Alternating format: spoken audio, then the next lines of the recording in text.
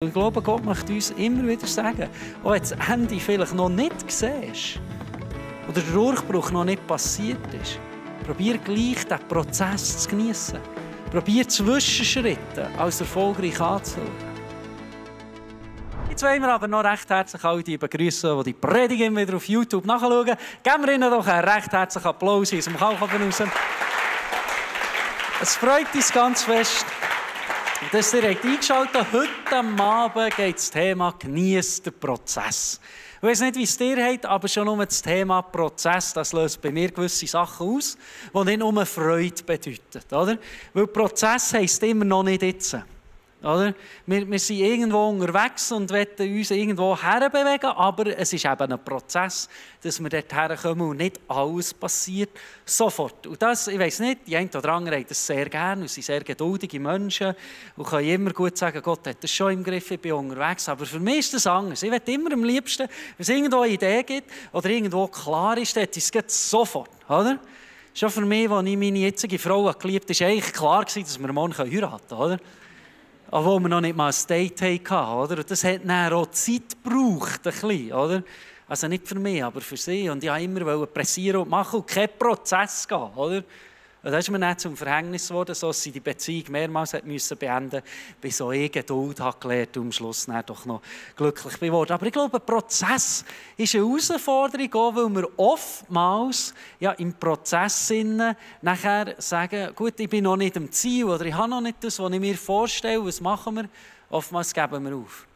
Oder wir sagen auch, das ist ja unsere Mentalität. Oder? Ich bin unterwegs, aber es ist noch nicht gut. Und wir finden wieder in der Bibel wir vielen Orten auch Geschichten, Sachen, Begebenheiten, die wir lernen dürfen, dass eben manchmal schon ein Zwischenschritt auch extra von Gott gewollt ist. Dass es ein göttliches Prinzip ist sogar. Und wir finden ja das so schön im Sport. Oder? Die Sportteams die haben es begriffen, oftmals Prozesse, die sie sind, also kleine Sachen, auch zu feiern. Und ich durfte das so schön sehen. Ich habe die WM geschaut, letzten November. Es war ein bisschen kälter, weil die WM war mal im November, Dezember war, oder? Weil es an einem heissen Ort war. Ich habe ein bisschen mehr Shooten geschaut. Oder? Und spannend war der, hat man so schön gesehen, also das sieht man in jeder WM, aber dann ist es mir besonders aufgefallen. Es gibt ja Stürmer und Verteidiger, oder? Stürmer sind die Goal schiessen und dann zur Kamera säckeln, wenn sie das Goal geschossen haben. Oder? Sagen, nur wegen mir gewinnen wir diesen Match. Oder? Das sind die Goal schiessen, was mehr Effekt, oder? Sage ich jetzt auch mal ein bisschen. Und die Verteidiger, das wären die Goal verhindern. Oder? Wenn ich eigentlich Sport gemacht habe, habe ich immer sehr gerne Stürmer gespielt. Jetzt mittlerweile im Alter ist es so, du befindest dich irgendwo auf Zwang wie mehr Verteidigung, oder? Weil du nicht mehr vorne machst und dann wieder hinten. Darum in Verteidigung ist immer das Spiel von dir, oder? Du kannst schön schauen, darum schiebe ich auch mehr in die Verteidigung. Aber was wollte ich sagen? Bei diesem Shooten habe ich etwas beobachtet. Oder? Wenn ein gegnerischer Stürmer kommt und vielleicht den Ball ein bisschen zu weit vorne gelegt, oder es ein Pass war, der nicht ganz genau ist, und es dann so ein Duell gibt, dann ist es passiert, dass der Verteidiger kommt vor der Mannschaft und nachher den Ball einfach ins Aus shootet. Oder? Die ein bisschen shooten kennen, habt ihr auch schon gesehen. Oder? Und die krassen Verteidiger, die tun ja nicht einfach über die Linie raus, dass es einen Einwurf gibt. Oder? Die lassen einen riesen Strich dran, dass es oben zum Stadion rausgeht. Oder? Dass alle sehen, was für einen starken Schuss sie haben. Oder? Aber in dieser Begebenheit war es krass, es hat es oftmals gegeben, oder? Den Ball rausgetan, dass sich die Mannschaft wieder formieren kann, dass man nicht in den Konter reinsäckelt oder was auch immer. Oder? Und ein Verteidiger kommt, der Ball liegt da und dann holt er einfach einen raus an den Ball über die Linie.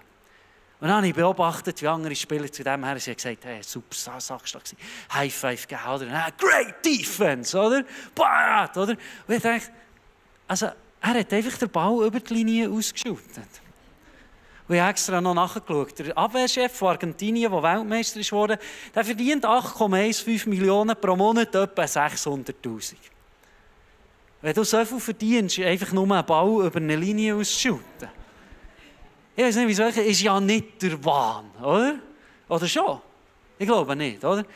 Ja, wenn vielleicht meine 7-jährigen Töchter jetzt mal den Ball über die Linie ausschütten, kann man sagen, bravo, oder? Aber es haben die Sportteams begriffen, oder die haben begriffen, das Kleine zu feiern. Nur etwas Kleines, aber das motiviert. Dann haben sie gesagt, es war gut, geniale Aktion. Oder das nächste Mal schaut noch ein bisschen besser dran. Dann gehst du ja Pass und das jenes eins auf das Mal führen wir eins noch. Oder? Ich selber Hockey spielen, ich habe das mal so lustig erlebt. Oder? Wir waren am Anfang eines wichtigen Spiels, hat einer eine dumme Strafe gemacht, dann waren wir in Unterzahl. Oder? Das heisst 4 gegen 5. Und dann probierst du den Böck möglichst weit weg vom eigenen Goal zu haben. Dann bekommst du kein Goal. Oder? Und nachher hat einer der Gegner geschossen, der ist ihm irgendwie ins Hosenbein und Hause vor mir hergefallen. Und ich wusste, wir sind Unterzahl, ich muss nichts machen, als einfach den wegschlagen. Oder? Und der Böck war vor mir und einer dran geholt, der ist gegangen, dann bin ich wechseln. Und das Team hat da gemacht und hat gesagt, ja, genial. Und dann einer hat mir noch so auf den Helm, oder? Dann habe ich so den Helm schräg angehauen und dann dachte ich, Boys, ich habe eigentlich nichts anderes gemacht, als den Böck einfach rausgeschossen. Oder? Das machen wir 100 Mal in der Woche, das ist nicht so eine Sache. Aber was ist denn passiert? Wir haben probiert und das erkennt, die kleinen Zwischenschritte, Prozesse, lernen zu feiern. Lernen zu feiern, dass auch wenn es noch nicht gewonnen ist, noch nicht perfekt ist, dass es eben gleich schon manchmal schon einen Moment gibt, wo wir rausstehen und sagen, ich will das feiern, ich will sehen, was Gott tut im Leben. Ich finde das auch schon in der Bibel. 1. Thessaloniker 5,18 ist so spannend, wie steht, dankt Gott in jeder Lage. Spannend ist, es steht nicht, dankt Gott für jede Lage. Also wenn wir Knieschmerzen haben, müssen wir nicht Gott Merci sagen jeden Tag, für dass wir Knieweh haben. Das wäre nicht das gemeint. In jeder Lage heisst, ich bin dankbar, obwohl noch nicht alles gut ist. Und ich bin überzeugt, das kann auch ein Schlüssel sein für das Leben, dass wir eben in diesen Situationen noch nicht alles rund läuft, gleich noch dankbar sein können. Es ist ja mega spannend, wenn wir sehen, wie Gott die Welt erschaffen hat, ganz am Anfang der Bibel, können wir das genial lesen. Ich meine, Gott ist alles möglich. Er hat die Welt erschaffen, hat die Menschen erschaffen. Ich staune immer wieder an unserem eigenen menschlichen Körper, wie genial der Design zu erschaffen ist, dass das alles funktioniert. Und ich meine, Gott ist alles möglich. Er kann machen, tack, und alles war kreiert gewesen, oder? Wenn Gott alles möglich ist, warum wählt Gott den Weg vom Prozess? Warum hat sich Gott entschieden, am ersten Tag einfach etwas zu machen und er zu sagen, es ist gut? Am zweiten Tag wieder etwas zu schaffen und dann wieder zu sagen, es ist gut? Und warum hat er den Weg vom Prozess gewählt? Ich bin überzeugt, schon dort finden wir den Prozess zu gehen im Leben. Oftmals so etwas Göttliches ist. Und spannend ist, wie wir lesen, nach den ersten Tagen, lesen wir in der Bibel, hat Gott immer gesagt, es war gut. Wir lesen uns Gott sagen, dass es gut war. Es war gut gewesen. Am letzten Tag lesen wir 1. Mose 1,31. Danach betrachtete Gott alles, was er geschaffen hatte, und er sah, dass es sehr gut war. Sollte ich mit dem sagen, ich glaube, wir dürfen lernen, das Gute zu feiern auf dem Weg zum sehr Guten. Aber vielleicht kennt ihr es, oder? Wenn es noch nicht perfekt ist, wenn wir noch nicht den perfekten Arbeitsplatz haben, wenn wir noch nicht sagen können, ich habe keinen Unterschied mehr zwischen Montag und Freitag im Arbeiten. Wenn wir das Gefühl haben, das Schaffen und das sagen, dann gehen wir oftmals dorthin und glauben, auch in unserer Generation können wir es so dramatisch tun, oder? So sagen, der Job ist so scheiße. Und es ist so, und die Welt geht unter und die Sonne kommt nicht mehr auf über meinem Leben. Wow! Dass wir alles posten können, oder? So theatralisch, wie zu sagen, nichts ist gut. Aber ich glaube, Gott möchte uns manchmal schon sagen, Kollege oder Kollegin oder Kind oder Mädchen oder Gil oder Junge oder Mädchen oder was auch immer. Schau mal, was du schon hast. Ich weiss, ich gehe einen Prozess mit dir. Es ist nicht das, was du auf Instagram siehst, wo andere arbeiten. Aber Gott möchte uns sagen, Instagram ist gar nicht die Wahrheit. Das ist eine Aufnahme. Die könnt ihr auch machen. Aber ich habe einen Weg bereit. Ich habe Erfüllung für uns parat, aber es braucht einen Prozess. Vielleicht nehmen wir uns vor, weniger Cola zu trinken. Oder? Ich weiß nicht, ob es Teil gibt von euch, die sehr viel gerne Cola trinken und irgendwo da ist im Herz spüren. Am Sonntag durch eine Celebration oder so, vielleicht mal ein bisschen weniger Cola zu trinken. Oder? Dann können wir uns vorne gut eine Woche keine Cola, oder? Und nach 3 Tagen, am Abend, ein strenger Tag, tun wir den Kühlschrank auf und dann sagt das Cola, tada, nimm mich, oder? Dann sagen wir, nein, keine Cola unter der Woche. Am nächsten Tag tun wir den Kühlschrank wieder auf und das Cola winkt wieder. Und dann also halt, nehmen wir halt eins. Und ja, wir haben versagt, können wir sagen. Und das ist die Frage. Jetzt können wir sagen, ja, wieder versagt. Ich bin zu wenig diszipliniert, ich kann das nicht. Oder wir können sagen, halt, ich habe ein paar Tage geschafft. Und das wollte ich feiern. Einfach nicht mit Cola wieder feiern, aber das wollte ich jetzt sagen, das war gut gewesen. Das ist eine ganz einfache Botschaft. Ich glaube, Gott macht uns ermutigen, kleine Schritte zu anerkennen, dankbar zu sein und selber auch sich nicht zu verurteilen, wenn es noch nicht perfekt ist. Es ist spannend, oder? Wenn ein Baby auf die Welt kommt und dann irgendwann fängt an rumzukrapseln. Und irgendwann kommt der Moment, oder? Wo die Eltern durchdrehen und Freude haben, wenn das Kind anfängt zu laufen, oder? Habt ihr auch schon so ein Video bekommen, die Eltern gehen durch und die sagen gar nichts, oder? Das ist nicht dann, wenn du den Daumen schickst, oder da noch besser reagierst, herzlich. Oh, geht mir eigentlich Kind durch, aber ja, ist cool, oder? Aber es ist ja lustig, oder? Wir feiern das als Eltern. Ich meine, ein Schritt und den nächsten. Und dann porzeln es schon ein bisschen, aber der Papa, der hat zu alle haben Freude, oder? Das ist eigentlich schade, dass im Laufe des Lebens ein Schritt oftmals nicht mehr zählt. Wir kommen Kinder, wir gehen in die Schule, die Ausbildung und alles. Und wir sehen immer nur noch, was wir alles wollen. Aber sagen einem Baby, was alles wird auf sie warten im Leben. Das Baby würde auch, ich weiss auch nicht was, geht aufhören zu laufen.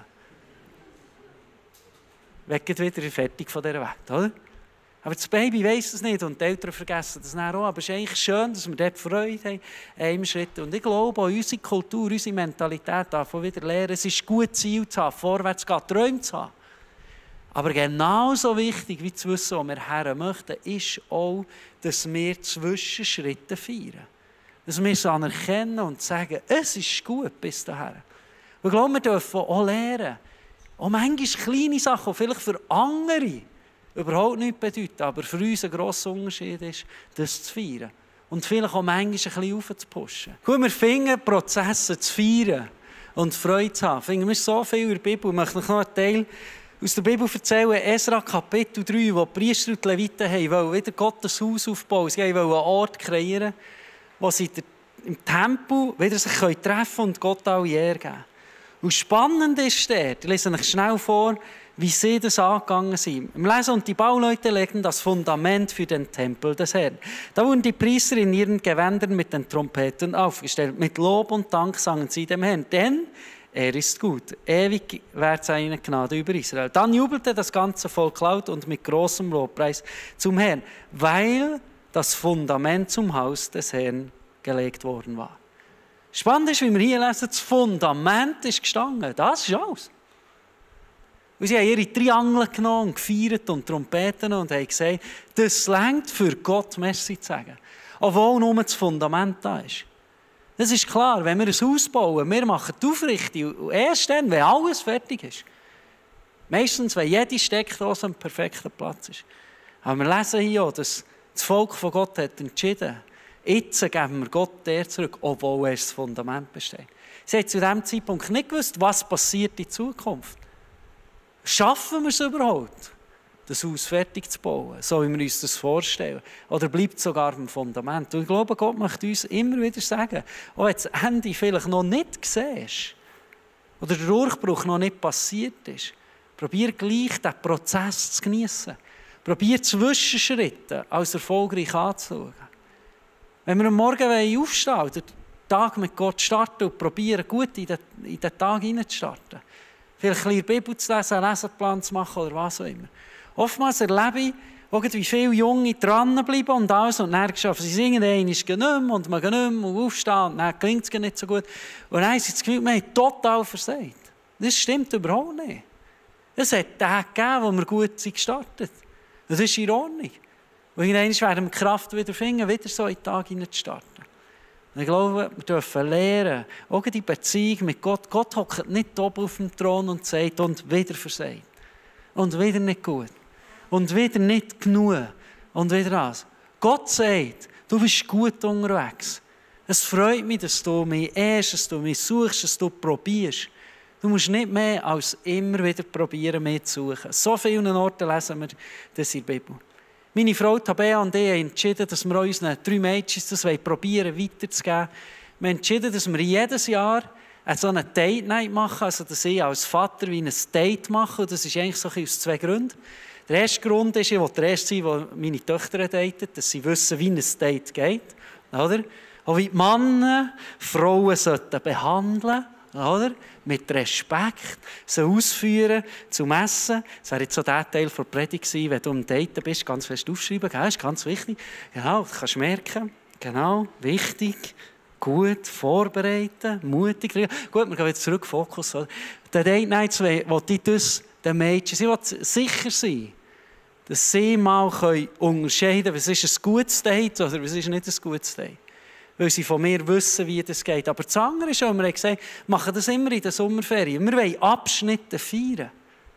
Wir sagen, gut, der kleine Kind, das war genial. Hat er das geschafft?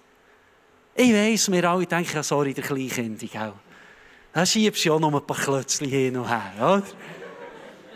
Aber in diesem Alter ist das anders. Und sowieso ist es heute viel strenger. Ich habe noch gespielt im Kindergarten. Dann kommt der Grosskind. Das ist krass. Das ist jeden Morgen. Und klar, ich könnte ihnen sagen, ja, sorry. Jetzt hast du dir Grosskind. Weißt du, wie soll ich in der ersten Klasse erwarten, gell? Aha. Und dann die Oberstufe. Boah. Und dann der Ernst vom Leben fährt schon in die Lehre an, gell? Aha. Oder wir haben gesagt, dann ist nicht der Moment.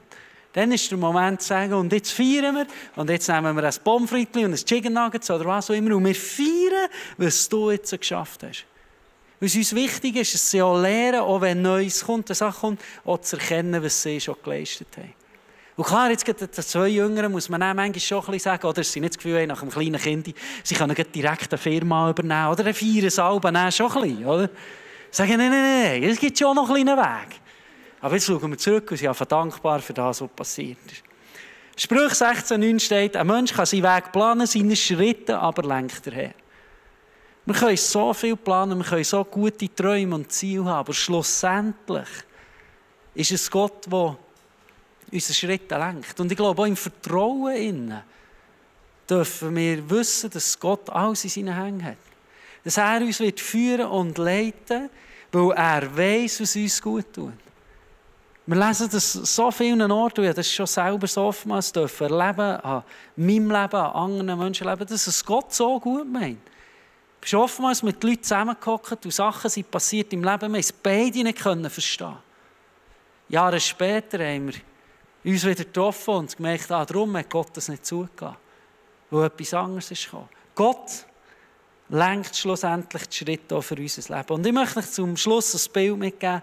Ein Bild, das uns vielleicht auch ein bisschen bleiben darf. Wir haben alle einen Ort, wo wir stehen im Leben, wo wir vielleicht irgendwo ein Ziel haben, wo wir gerne hergehen. Wir haben ein Ziel vor Augen, das kann ganz unterschiedlich sein. Das kann sein, vollständige Gesundheit zu erleben.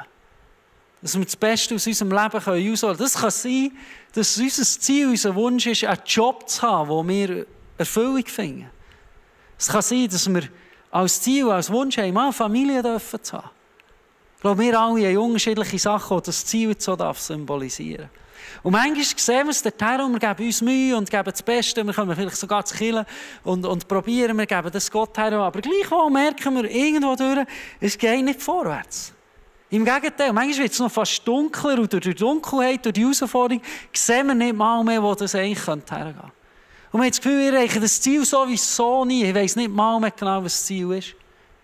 Aber ich möchte uns alle ermutigen, in der Bibel steht, wer im Haus vom Herrn eingepflanzt ist, der wird aufblühen.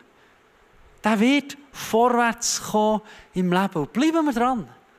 Probieren wir Gott zu suchen, ihn zu ehren. Manchmal verstehen wir so viel nicht im Leben. Aber dann ist es umso wichtiger, wenn die Türen zugehen im Leben, dass es nicht vorwärts geht, dass wir standhaft bleiben. Und ich bin überzeugt, irgendwann wird Gott uns eine kleine Tür auftun. Einen kleinen Schritt. Und wir denken, okay, gut, das ist nicht der Wahnsinn und ich komme meinem Ziel nicht näher. Aber das Einzige, was wir müssen oder dürfen machen, ist dann einfach ein Schritt. Einfach ein bisschen vorwärts gehen. Vielleicht alte Angewohnheiten ein bisschen wegzulassen. Sachen, die uns schaden, irgendwo ein bisschen schon bessere Griff zu bekommen haben. Vielleicht unserem Ziel schon ein bisschen näher zu kommen. Indem wir beim Arbeiten ein bisschen andere Rollen haben. Irgendwo durch. Es ist noch nicht das, was wir uns vorstellen. Was passiert oftmals, wenn es nicht das ist, was wir uns vorgestellt haben oder uns wünschen, dann machen wir den Schritt nicht. Ich möchte uns aber alle ermutigen, auch dann gehen wir den Schritt und irgendwann wird was passieren, einen nächsten kleinen Schritt. Und das ist nicht so schwer, aber gleich ist es nur ein kleiner Schritt. Und die Leute im Umfeld werden vielleicht lachen und sagen, denken, das ist das schon. Du kommst ja nie vorwärts, weil es nur ein kleiner Schritt ist. Aber es ist so wichtig, dass wir in unserem Prozess manchmal einfach kleine Schritte gehen. Ein kleiner Schritt, wo alle anderen denken, du bist immer noch am gleichen Ort. Aber wir dann in unserem Herzen das können schützen und sagen, ja, ich bin einen kleinen Schritt gegangen wieder. Weil es braucht Geduld und Zeit. Fährt auf einmal was passieren. Wir schauen, dass wir von weit her kommen. Und wir schauen und merken, eigentlich sind wir unserem Ziel so nach und auf einmal gehen wir wieder einen kleinen Schritt. Und auf einmal sind wir dort. Und ich hoffe und bete, dass wir dann schon 1000 Kegeln mehr haben, Vorstellungen vom Leben, wo wir mal hergehen wollen. Aber ich bin überzeugt, wenn wir die kleinen Schritte immer wieder gehen, bleiben wir in Bewegung. Und irgendwann werden wir da sein und staunen und denken, wow, was ist denn der entscheidende Punkt? Gott hat es da. Gott ist mit uns einen Weg gegangen. Vergessen wir das nicht. Seien wir dankbar, wenn wir hier sind. Aber vor allem auch wichtig ist, wenn wir uns an Orten befinden, wo wir nicht vorwärts kommen. Dass wir den Mut haben und sagen, auch wenn es nur ein kleiner Schritt ist, ich gehe, ich mache es. Ich gehe vorwärts. Und ich sehe so viele Leute, die, weil es ein kleiner Schritt ist, sie den Schritt gar nicht gehen. Weil es nicht das Endziel ist, nicht die Endlösung ist. Und schau ganz ehrlich, oftmals sind die kleinen Schritte für uns lebensverändernd, für unser Umfeld gar nicht. Ich möchte schließen mit einer persönlichen Geschichte. Gestern Nachmittag sind wir als Familie sogar Pony mieten da auf einem Bauernhof. Und dann, ja, laufst mit diesen Pony durch den Wald und Sachen machst halt, gell, Wände und Zeug und Sachen da, oder? Dann hast du die Pony, oder? Und wir laufen durch die Felder und durch den Wald durch und ja. Ich meine, für die meisten, das ist einfach normal, oder? Ein bisschen spazieren durch den Wald.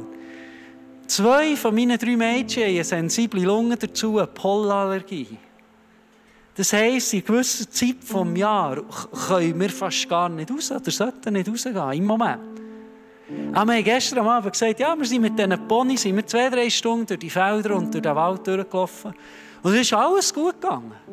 Und am Schluss sind wir im Bauernhof wieder angekommen. Und dann, klar, haben wir müssen inhalieren, weil wieder Zeit war.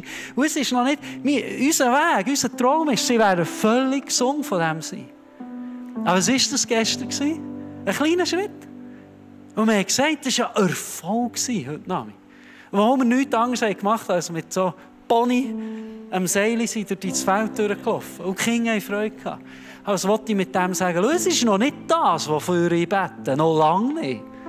Aber es war ein Zwischenschritt. Es war im Prozess ein kleiner Erfolg. Und ich glaube, Gott wird uns lehren, wenn wir die kleinen Sachen sehen, im Prozess. Und eine Zusage, die wir finden, Philipper 1,6, ich bin ganz sicher, dass Gott sein gutes Werk, das er bei euch begonnen hat, zu Ende führen wird. Was Gott anfängt, bringt er zu Ende. Und ich weiss, schlussendlich in allen Vorstellungen vom Leben, Sachen, die ich dort sehe, irgendwann werden sie in Erfüllung gehen. Wenn nicht hier auf der Erde, ganz sicher im Himmel wie unserem Vater. Und das ist eine Zuversicht, die mir sagt, ich will feiern. Ich will das nicht verpassen. Miri hat vorher anfangs Celebration gesagt, was sind wir für einen Typ oder was haben wir für Werte? Oder ja, für mich denke ich will ein Feier sein. Ich will aus dem kleinsten Juhe Gott dankbar sein. Und wir sagen, heute ist ein guter Moment für das Feiern und dankbar zu sein für das, was schon gegangen ist.